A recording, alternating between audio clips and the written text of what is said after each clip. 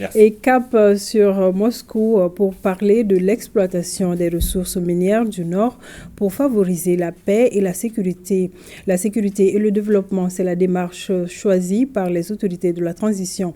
L'établissement d'une carte géologique était au cœur d'une séance de travail à l'occasion de cette visite à Moscou de la délégation de haut niveau conduite par le ministre de l'Économie et des Finances. C'était au siège de la société Zarubezh Geologia avec laquelle un mémorandum d'entente a été signé sur le sujet en octobre 2023. Envoyés spéciaux à Moscou, Yaya Konaté, Adama Kamara.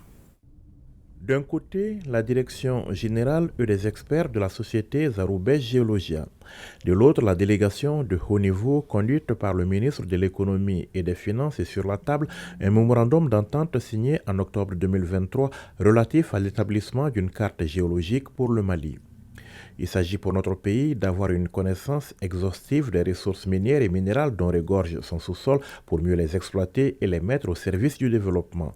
Et dans cette démarche, les autorités de la transition ont souhaité accorder la priorité à la partie nord du pays. La zone du nord qui est devenue une zone stable aujourd'hui, une zone du nord qui regorge de beaucoup de potentialités.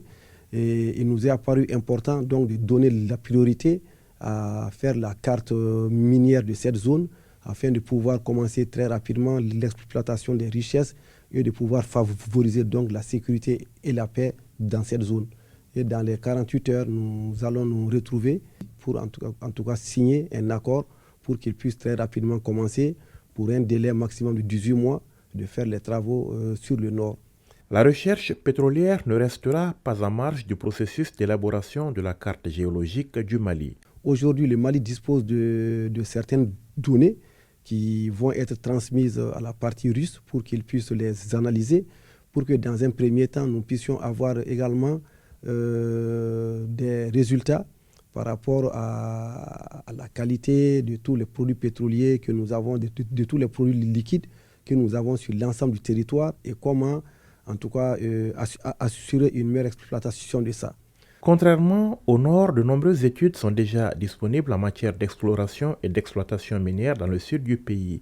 Il s'agit pour les deux parties d'aller plus loin dans le cadre de ce nouveau partenariat. Nous disposons déjà de beaucoup de données à l'échelle 1 sur 200 000 et à l'échelle 1 sur 50 000 sur certaines zones du sud.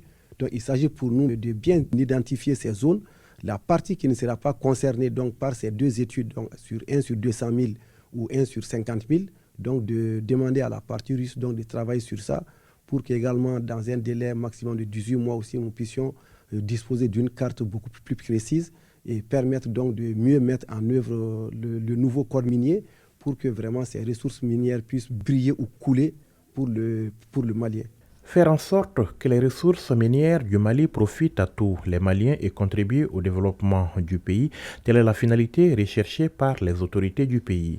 La renégociation de contrats et l'adoption d'un nouveau code minier font partie des actes déjà posés dans la poursuite de cet objectif.